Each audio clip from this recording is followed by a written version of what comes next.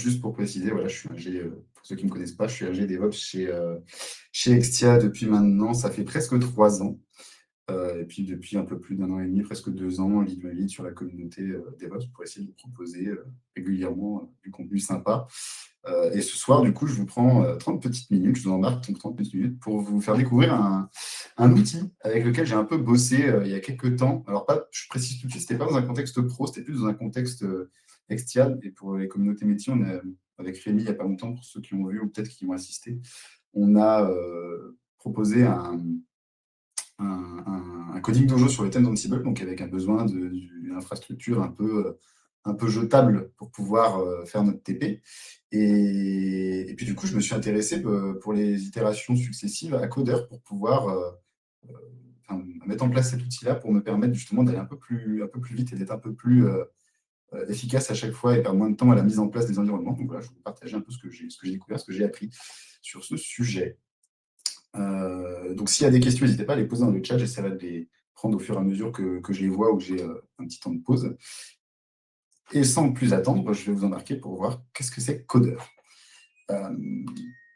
Alors Coder, c'est un logiciel sous licence AGPL 3, donc qui est dit logiciel open source. En réalité, il est plutôt ce qu'on dit open core, c'est-à-dire qu'il y a une base gratuite, une base communauté, une édition communauté, avec une édition premium qui apporte des features en plus. Donc voilà, on en parlera un petit peu plus loin de la différence entre les deux et de quelles limites ça peut apporter.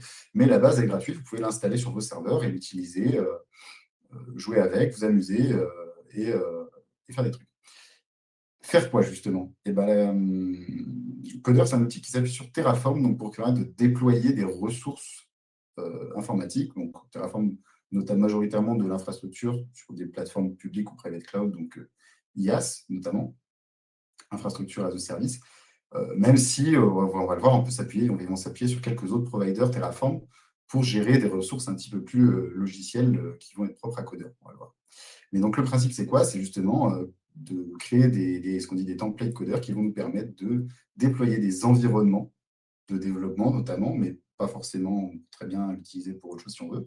Mais l'idée de base, c'est de créer des environnements de déploiement, de définir des environnements de déploiement avec Terraform que Coder va pouvoir déployer sur nos différents providers d'infrastructures. Voire plateforme, je ne l'ai pas mis là, mais ça peut très bien être aussi j'ai mis Docker, ça pourrait être du Kubernetes aussi, qui lui-même serait hébergé sur un service d'infrastructure autre. Donc voilà, l'idée, c'est vraiment de pouvoir déployer à la volée, avoir une interface sympa, clé en main pour faire du self-service, pour du déploiement d'environnement, notamment de développement. Alors, comme je vous disais, il y a 2 versions. Je mets de suite les bases pour que vous sachiez de quoi je vais parler. Moi, je suis resté sur la version communautaire. Il y a une version premium qui a un pricing annuel par utilisateur. En gros, la version communautaire, on va le voir, elle nous permet de faire tout ce qu'on veut, gérer ce qu'on appelle des workspaces, donc des environnements, justement, autant qu'on veut, autant de templates de workspace qu'on veut, parce que c'est des templates qui nous permettent de déployer les workspaces. Je vous montre ça juste après. On va pouvoir avoir en gros, on va pouvoir autant d'utilisateurs qu'on veut, mais dans une seule organisation. Une organisation, globalement, c'est un tenant. Donc, mettons, vous êtes dans un travail pour un client qui a un groupe et qui a plusieurs entités, vous ne pourrez pas avoir une même instance qui va avoir plusieurs découpages logiques par entité. Vous êtes obligé d'avoir une seule instance avec la version communautaire, là où la premium vous permet d'avoir pas mal de plusieurs tenants, donc mettons plusieurs clients ou plusieurs entreprises au sein de la même instance. Avoir un découpage un peu plus fort. Voilà, et sinon, globalement, la communautaire, elle intègre tout ce qu'il nous faut. On a l'interface utilisateur, la CLI, l'API. Une des différences majeures qu'on va avoir, en fait, ça va être la gestion au niveau des groupes. Vous allez voir, on va pouvoir créer des workspaces et des templates pour déployer des workspaces, justement, réplicables. Et en fait, là où ça va nous poser des problèmes, c'est quand on va voir que la taille des équipes, on va avoir de plus en plus d'équipes, de plus en plus de gens qui vont vouloir l'utiliser. On ne va pas pouvoir mettre des permissions assez granulaires avec la communauté. C'est un peu le point faible qu'on aura. Voilà. Sinon, globalement, je vous laisserai, si jamais plus tard vous souhaitez vous intéresser au sujet, la liste est là, mais vous la retrouvez sur le site officiel. Les limitations pour débuter sont vraiment, vraiment mineures. Et avant de démarrer, peut-être que d'autres logiciels de ce type-là, donc pour que vous voyez, pour pouvoir faire le parallèle, des alternatives aujourd'hui qui existeraient, ce serait Amazon Code Catalyst, Gitpod, DevBox ou CodeSpace de GitHub. Alors, il y en a peut-être d'autres, mais c'est les plus gros aujourd'hui sur le marché qui font un peu la même chose. Peut-être que c'est des services que vous avez déjà utilisés, mais qui globalement permettent de faire pareil. On a le service propre d'Amazon, on a le service propre de Azure. Ça, c'est pour la partie CodeSpace. Pour ceux qui ont publié un jour du code sur Git ou utilisé GitHub doivent connaître ou avoir vu en tout cas la feature qui vous permet directement depuis GitHub de lancer des environnements de développement pour bosser sur vos projets. Et Gitpod fait un peu pareil, sauf que c'est un peu plus... alors, je ne sais plus qui est derrière Gitpod, mais il me semble que c'est un peu plus indépendant. Bon, je ne sais plus par qui ça a été racheté, mais bref, c'est un projet open source de base qui a été racheté, me semble-t-il. Et voilà. Donc, on peut voir que j'ai pas la liste de tous les clients, mais voilà, pour donner une petite idée, on a quand même des clients comme Square, Dropbox ou Palantir, voire Mercedes qui utilisent Coder. Donc, c'est quand même quelque chose qui doucement est un peu utilisé. On va aborder le cœur du sujet. Je vous ai dit que Coder, ça permettait de créer des environnements réplicables. Donc un environnement, souvent, c'est un projet, des libs, un langage de programmation installé sur un environnement, tout un tas de choses à configurer pour qu'un développeur puisse développer, et souvent c'est fait sur son poste en local. Le problème de ça, ça va être que quand vous avez beaucoup de projets ou quand les projets peuvent être complexes ou lourds à déployer, c'était le cas dans mon ancienne mission, on avait des projets logiciels qui étaient quand même assez lourds à faire tourner sur un PC dev, même pour un PC développeur. Donc, il fallait à chaque fois désactiver plein de features pour pouvoir tester juste ce qu'on voulait, parce que sinon, c'était trop lourd pour les PC, ça les faisait cracher. C'est dans ce genre de cas-là que c'est intéressant pour avoir déjà des environnements qui sont tous les mêmes, éventuellement avec un peu de customisation, mais au moins qui vont être sûrs qu'ils vont être déployés pour chaque développeur ou chaque utilisateur de la même manière, et potentiellement sur une infrastructure qui, elle, a la performance pour faire tourner notre, notre, notre, notre outil, notre software. Donc, comment ça se passe avec Coder? En gros, ce qui se passe, c'est que Coder, on lui donne un ensemble on va définir un ensemble de ressources, notamment avec Terraform, qu'on veut qui définissent notre environnement. On le donne à Coder et derrière, les utilisateurs vont pouvoir en self-service venir dire OK, moi je veux lancer tel projet, tel environnement, un environnement pour tel projet, pour tel type d'environnement. Il y aura une interface que je vais vous montrer tout à l'heure. Il va pouvoir sélectionner. Je veux jouer. Tiens, j'ai le projet application web numéro 1. Je veux lancer un environnement de développement pour aller bosser dessus. Il va cliquer, il va lancer. Il va pouvoir y accéder, faire ses devs, faire ses affaires, et puis ensuite stopper ou détruire son environnement afin d'économiser de la ressource sur l'infrastructure. Et derrière, il pourra le relancer à la volée quand il aura besoin, voire le partager à d'autres utilisateurs s'il a besoin de montrer certains éléments de son code ou autre. Et le truc là, qui va être chouette, c'est que ce sera exactement la même version pour tout le monde. Ce sera les mêmes paquets, les mêmes outils, les mêmes versions, tout pareil pour tout le monde. Et donc, ça va quand même nous faciliter grandement la vie. Ça évite d'avoir, je pense par exemple, les contextes, je vous parlais des contextes d'équipe de développement tout à l'heure, mais ça peut être le contexte que j'ai vu il n'y a pas longtemps aussi, de formation. Vous animez une formation. Moi, j'avais animé une formation sur Cube il n'y a pas longtemps, et puis le problème, c'est qu'on dit d'installer Minikube, mais chacun n'a pas le même PC. J'ai le souvenir d'avoir suivi une formation aussi une fois, au début des Mac M1, justement, de la sortie des Mac M1, ben, pour activer la Vertu, pour tous ceux qui venaient d'acheter leur nouveau Mac M1, c'était compliqué. Et pour le formateur, c'était un peu dommage parce qu'il a perdu plus de temps à débugger des problèmes d'environnement, au final, de config, que à réellement faire des TP aux gens. Et ben, avec une solution comme Coder, justement, on déporte le problème, on a une phrase de service, et on va déployer toujours le même template pour chaque personne. Alors du coup, un template, c'est composé de quoi? Et ben, globalement, c'est un projet Terraform. Donc, pour tous ceux qui ont déjà fait du Terraform, ça ne risque pas de vous perdre. Donc, je vais brancher mon casque avant que vous ne m'entendiez plus. Hop. Voilà. Donc, globalement, ça va être un projet Terraform dans lequel on va retrouver plusieurs types de ressources. Donc, en fonction du provider que vous utilisez, donc en fonction de l'infrastructure sur laquelle vous avez déployé, vous allez choisir le bon provider. Je vous montrerai un petit exemple dans pas longtemps. Mais vous allez définir vos ressources d'infrastructure, donc votre VM ou alors votre conteneur ou les réseaux sur lesquels ils vont s'appuyer, les stockages qui vont être utilisés, un disque dur pour une VM, un bucket pour des conteneurs pour avoir du stockage persistant ou autre. Vous allez définir tout ça dans votre ressource Terraform. Et en plus, vous allez ajouter des ressources Terraform fournies par codeur qui vont vous permettre à la fois de déployer ce qu'on appelle un agent, ce qui s'appelle un agent, le codeur agent, qui va faire le lien entre votre infrastructure et codeur et qui va vous permettre d'accéder aux applications de développement que vous allez voir dessus. Je vais vous montrer ça dans la démo. Et il va vous permettre d'installer des outils comme par exemple un code serveur qui va permettre d'accéder à votre environnement de manière distante.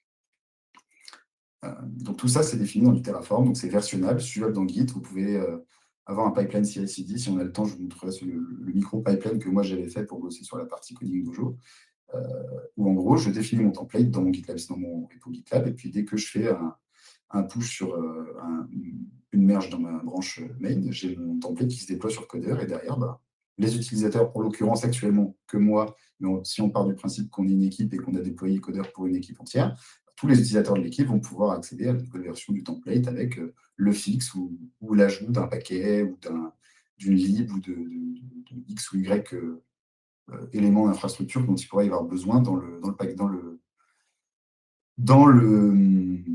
l'environnement. Le deuxième point à savoir, à aborder, c'est le cycle de vie des environnements qu'on va déployer. Donc, on a vu les templates qui nous permettent de déployer plusieurs environnements pour les utilisateurs en self-service. L'utilisateur qui vient choisir le template qu'il veut de l'environnement qu'il veut déployer. Les environnements, aussi appelés workspace, ils vont avoir un cycle de vie d'encodeur qui va, vous allez voir juste la slide d'après, qui va induire une petite mécanique dans le projet Terraform. Quand votre environnement, vous êtes un développeur, vous venez d'arriver dans l'équipe, on vous dit il faut que tu crées ton projet sur ton environnement sur Coder pour pouvoir développer sur l'application web Tartampion. Vous allez arriver sur l'interface, vous allez devoir créer votre environnement. Vous choisissez le template et vous le créez. À ce moment-là, dans vos ressources Terraform, on va voir juste après, il va y avoir un paramètre que vous allez pouvoir mettre pour définir dans la partie count de vos ressources critiques, donc les ressources qui vont être déployées. Vous allez pouvoir utiliser une variable qui s'appelle le start count. Le start count, ça permet de définir si l'environnement codeur il est démarré ou pas. Et ça va vous permettre en fait de jongler avec entre les états d'environnement, start ou stop. Ça va vous permettre de dire quelles ressources doivent être supprimées pour économiser de la ressource, enfin pour économiser du budget. Je prends un exemple concret. Moi, vous allez voir dans ce que je vais vous montrer après, j'ai déployé des VM. Les VM, elles ont un coût par heure. Donc, je veux créer mon environnement, mais quand je ne l'utilise pas, je veux pouvoir le stopper pour que la partie compute, la partie qui coûte des sous à l'utilisation, elle puisse être stoppée. Donc, je vais cliquer sur un bouton stop pour l'environnement. L'environnement ne sera pas détruit. Mes variables vont subsister. Donc, les variables de l'environnement que j'aurais mis dans Coder. Donc, vous allez voir plein de variables qu'on peut set, ça dépend de ce que vous voulez mettre dedans. Il n'y a pas de règle, c'est vous qui définissez vos templates comme vous voulez. Donc, vous définissez les paramètres d'input que vous voulez. Ça peut être des clés SSH, ça peut être des URL, des tokens d'authentification, tout un tas de choses. Ça peut être des fichiers même que vous voulez retrouver dans votre environnement. Donc, il va permettre pour chaque utilisateur de customiser un peu, il y aura le template qui va lui passer des variables. Tout ça, ça va subsister au fur et à mesure des starts et des stops. Mais par contre, les ressources type compute, VM ou autre, vous allez peut-être vouloir qu'elles soient stoppées pour économiser des coûts pendant que l'environnement n'est pas utilisé. Donc pour ça, en fait, vous allez avoir cette variable de start count que vous allez pouvoir utiliser dans le paramètre count de Terraform. Pour ceux qui connaissent, c'est un paramètre qui de base nous permet de dire le nombre de ressources qu'on veut. On définit une ressource et puis on définit le nombre de ressources qu'on veut. Donc je veux 2 VM, je vais définir une fois la VM et je vais mettre count égale 2. Et j'aurai 2 VM. Et bien, Coder joue sur ce mécanisme pour dire que dans cette valeur, je vais mettre justement 7 paramètres variable start count qui sera alimenté par Coder. Et quand je vais stop, il va passer à 0. Et donc, les ressources qu'il utilise vont passer aussi à 0 et donc vont être supprimées par Terraform. Mais donc, typiquement, ça me permet de faire subsister des ressources ou non entre les stops et les starts. Ça permet d'économiser de la bande passante. Donc voilà, l'utilisateur, j'arrive, je vais créer mon environnement, je vais bosser, je vais découvrir j'arrive dans l'équipe, je crée mon environnement, je vais bosser dessus, je vais le stop quand j'aurai plus besoin, arriver à la fin de la journée, et le lendemain, je vais arriver, je vais le start à nouveau. Et quand j'aurai fini de bosser sur ce projet, je vais pouvoir détruire mon environnement, où là, ça va vraiment tout supprimer et ne rien laisser. Rien qui ne sera pas sauvegardé dans un Git ou dans un bucket ou autre qui aurait été pour être persisté. Mais tout ce qui est propre à mon environnement à moi, à ma config à moi, va être détruit. Globalement, comment ça se traduit? Pour ceux qui connaissent un peu Terraform, comme j'en ai déjà fait un peu, vous allez voir qu'à gauche, je ne vais pas passer 15 ans sur la config, mais juste pour vous montrer, on va avoir la définition d'une ressource. Donc là, c'est une VM. Voilà, pour le coding d'aujourd'hui Ansible, j'avais besoin d'une VM controller et 2 VM web server. Là, on a l'exemple de la VM controller, donc elle est configurée comme suit. Et du coup, en fait, dans la partie count, où normalement, dans une infra standard, j'aurais mis le nombre d'instances que je veux de ce type de ressources, bah là, j'ai mis le paramètre start count. Alors, je suis passé par une locale, donc là, dans mon code, il s'appelle local.start. Mais en vrai, ça fait référence à ce paramètre que je vous disais plus loin, qui est défini, tout est décrit dans la doc. Hein, l'idée n'est pas de passer l'heure là-dessus, mais juste pour avoir l'idée. Et du coup, quand je vais passer l'environnement à zéro, bah, cette ressource, ma ressource compute instance, là, ma VM, elle va être détruite. Et comme je vous montrais tout à l'heure, on a nos ressources infrastructure et à côté, on a des ressources propres à codeur. Et donc là, la plus importante, la ressource principale, le codeur agent. Donc ça, c'est une ressource qui est fournie dans la doc par codeur. Et en gros, vous la définissez. Vous définissez, et celle qui va permettre d'installer le package agent sur votre environnement, l'agent codeur qui va permettre de faire le lien entre votre environnement, votre infrastructure déployée et le serveur codeur. Et derrière, depuis serveur codeur, vous allez pouvoir appeler votre environnement sans avoir à faire du SSH ou vous connecter sur directement l'IP de la VM ou autre, ou du conteneur que vous allez vouloir accéder. Directement, Codeur va vous mettre à disposition dans son interface les applications, donc le code serveur ou le terminal web pour vous connecter à vos instances ou à votre environnement. Vous allez pouvoir aussi lui dire comment est-ce qu'il configure la machine.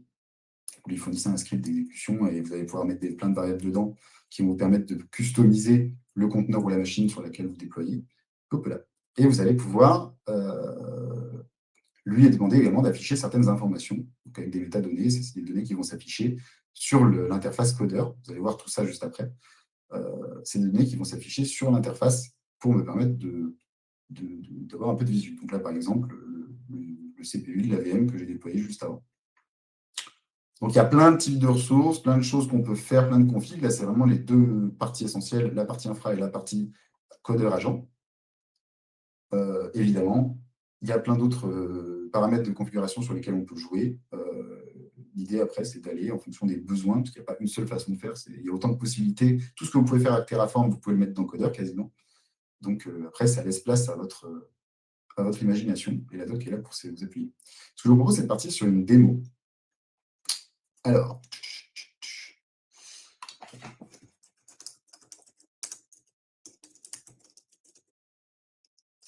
hop, comme ça, ce sera mieux. J'ai une instance qui est chez moi, qui est hébergée sur un de mes environnements. Donc là, c'est mon environnement codeur.com. Je vous ai dit tout à l'heure, une des limitations qu'on va avoir dans la Free Edition, par exemple, c'est que par défaut, Codeur vous permet de vous connecter, de faire du SSO avec GitHub. Et vous avez le droit, donc ça, c'est par défaut. Vous pouvez le désactiver, mais par défaut, GitHub le met, et Codeur le met. Et vous allez pouvoir configurer un autre fournisseur d'identité de votre choix. Ça peut être GitLab, ça peut être votre OIDC interne, Keycloak ou autre, mais en Free Edition, en libre, vous n'avez le droit qu'à un deuxième provider. Donc là, par exemple, il y a GitLab. Alors moi, mon compte, c'est un compte local pour l'instant, mais j'aurais très bien pu m'enrôler via GitLab ou GitHub. Je me connecte. Hop, petite notif pour me dire que je ne suis pas à jour. Et voilà, je suis sur mon instance. Donc ce qu'on peut voir, c'est que j'arrive sur une partie workspace. Donc là, si j'avais des workspaces de créer, des environnements, ils seraient tous listés ici. Donc j'aurais le projet Tartampion 1, projet Bidule 3, et j'aurais pu les lancer et y accéder.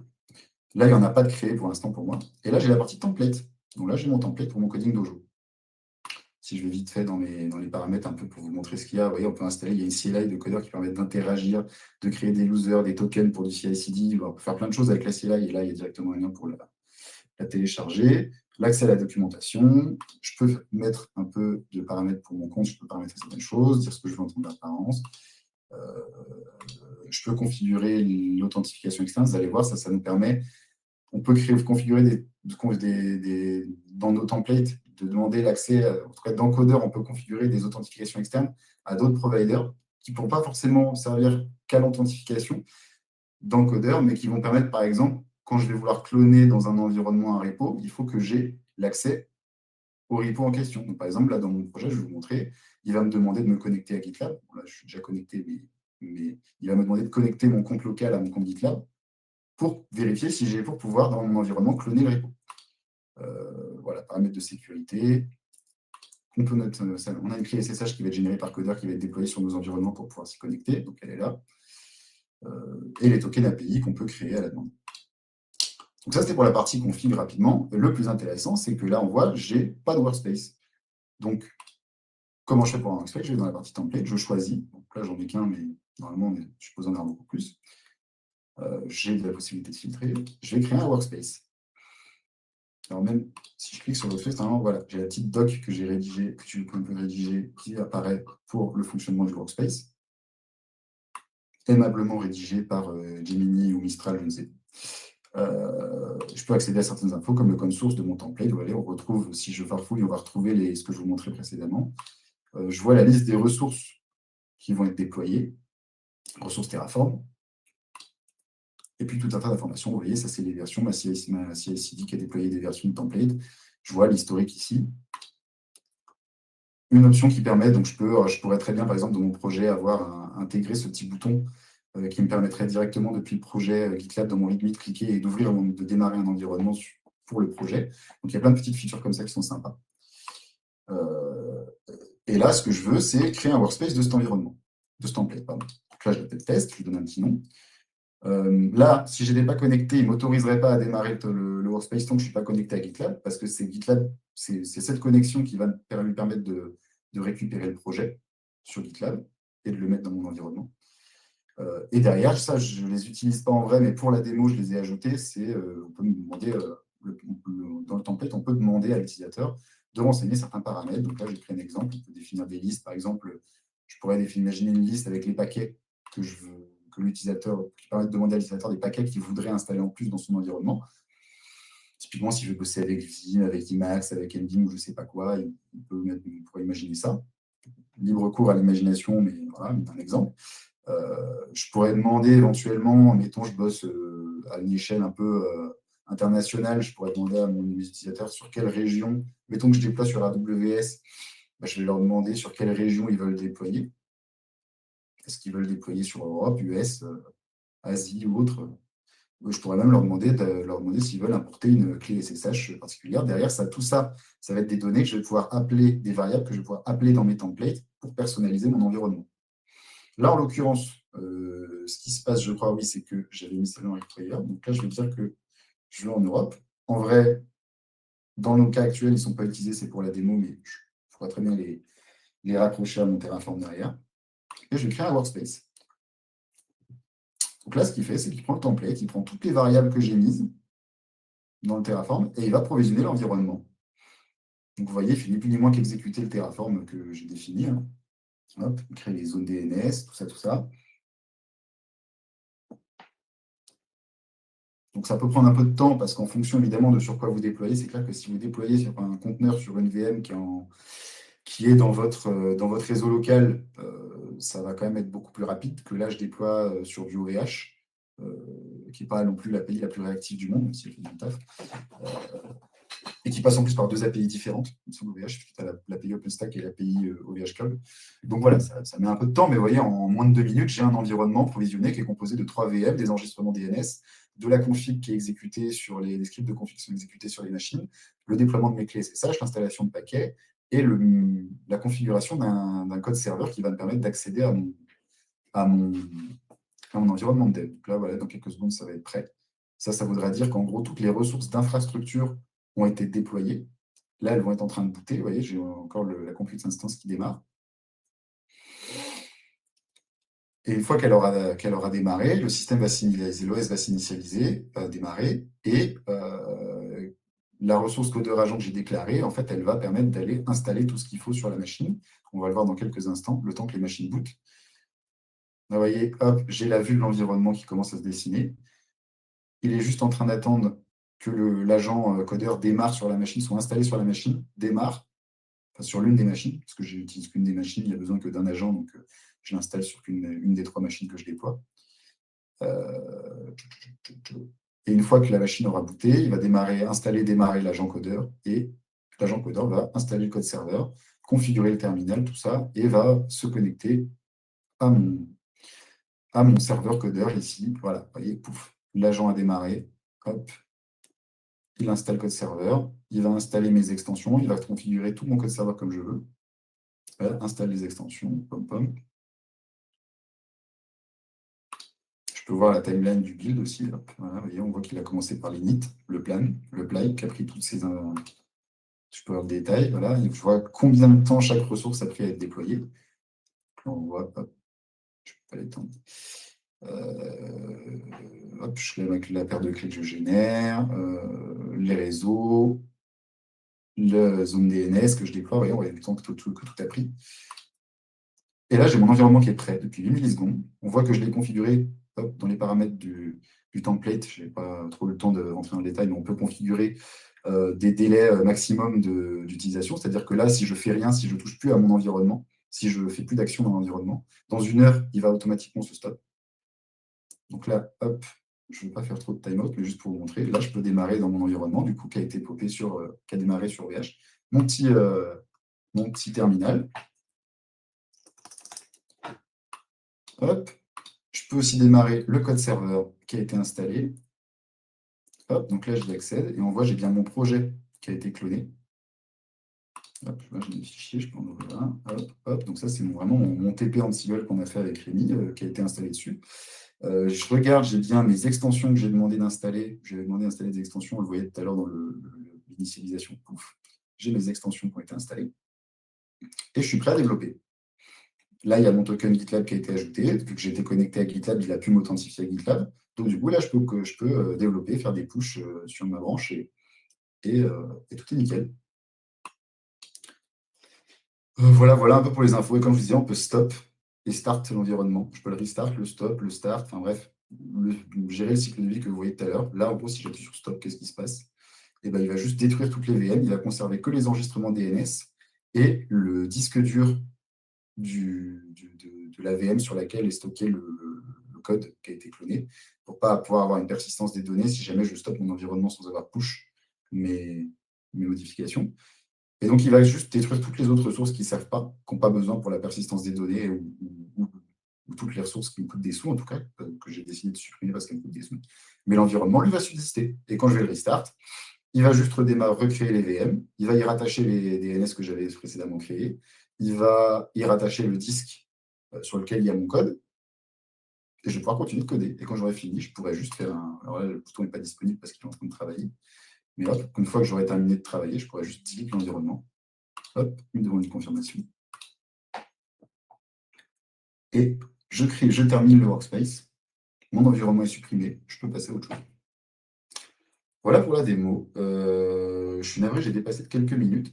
Si, hop, j'avais pas vu toutes les questions, je vais essayer de prendre quelques minutes pour y répondre. En tout cas, pour ceux qui ont besoin de partir, vu l'heure, si vous avez besoin de partir, je vous en prie. Mais ceux qui ont besoin de quelques questions, je peux rester répondre. Sinon, je vous remercie beaucoup. Côté question, Laurent, ça ressemble à ce qu'on peut faire dans VS Code avec Docker et les dev containers. Alors oui, effectivement. D'ailleurs, si tu vas regarder la doc de Coder, Coder est compatible avec les dev containers. Moi, je n'ai pas beaucoup bossé avec, mais tu peux parfaitement lui donner des définitions de dev container et un environnement Docker ou Kubernetes sur lequel déployer tes environnements, et ça va marcher. Et je dirais même que c'est une bonne pratique parce que le problème avec de faire comme j'ai fait moi avec des environnements très peu réplicables, c'est que demain, Coder y tombe, j'ai plus accès à mes environnements de développement. Et alors que si j'avais justement des dev containers que je déployais sur Cube, l'avantage, c'est que demain, quand Coder y tombe, j'ai plus accès à mon environnement, je peux toujours monter mon dev container en local sur ma machine pour continuer de travailler. Donc oui, c'est totalement compatible. Je n'ai pas tenté l'expérience, donc si ça t'intéresse, tu peux la regarder, mais tu peux faire des dev containers avec Coder et les déployer. Ça fonctionne totalement, c'est totalement étudié pour. Et en fait, tu passeras, oui, je vois ce que tu écris après. Du coup, ça n'utilise pas Terraform avec un Dockerfile, tu crées un peu ce que tu veux aussi, oui. Mais tu auras quand même besoin de Terraform parce que c'est Terraform. Coder, il n'exécute pas directement du Docker, il va du Dockerfile et autres, il va passer par Terraform. C'est un peu pas implicite, je le sais, parce que de base, Terraform est plus un outil d'infra as code et pas vraiment un outil de gestion de conf, comme il peut l'être Ansible ou Puppet ou d'autres logiciels. Et c'est vrai qu'on dit que c'est une mauvaise pratique d'essayer d'utiliser un Terraform pour faire des ressources ou pour gérer de la config plus que de déploiement d'infra. Mais en l'occurrence, Coder s'appuie là-dessus. Ils ont leur propre provider et ça fait partie de leur propre module Terraform, on va dire. Ce pas des modules, mais ils ont leur propre ensemble de ressources Terraform qu'ils ont développé pour pouvoir nous permettre de déployer. Donc, en l'occurrence, même si tu fais des dev containers, tu auras quand même à définir des templates avec Terraform. Mais derrière, ça te permettra de déployer des dev containers.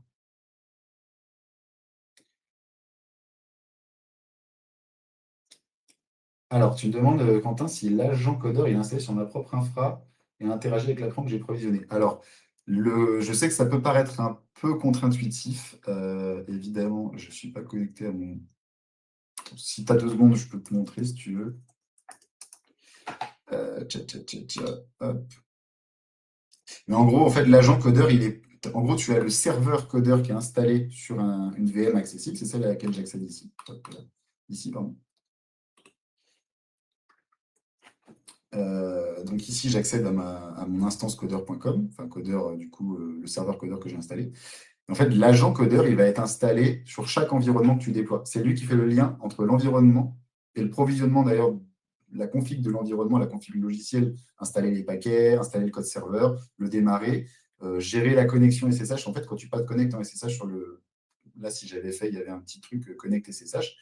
Même si j'avais, depuis mon terminal, lancer une commande de connexion à mon AVM, en fait, elle serait passée par le serveur codeur qui, lui, aurait rebondi sur le codeur agent.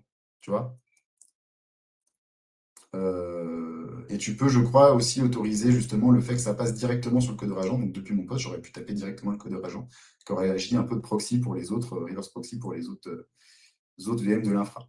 Parce que là, j'ai fait avec des VM, peut-être avec des conteneurs, et là, tu aurais eu un codeur agent dans chaque conteneur.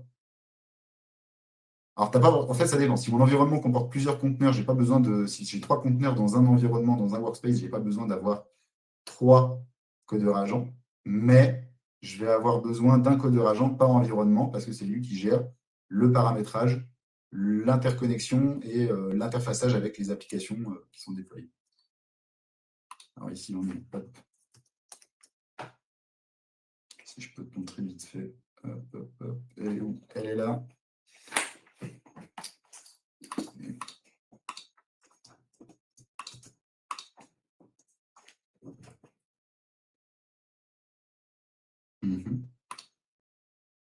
Voilà. J'espère que je ne sais pas si j'ai été clair comment je réponds pour répondre à ta question, mais en gros, hop, que j'aille dans la bonne branche, ce sera mieux. Pas très propre vu que c'est vidé, mais en gros, voilà. Là-dedans, tu vois, j'ai mon codeur agent. Et il faudrait que je te retrouve l'endroit où il est lié à la VM. Je ne sais plus exactement, mais il y a un moment où tu lui dis en fait comment est-ce qu'il est relié, code serveur.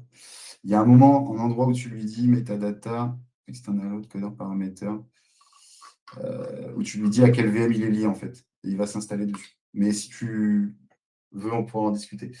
Je vous remercie en tout cas beaucoup pour votre attention.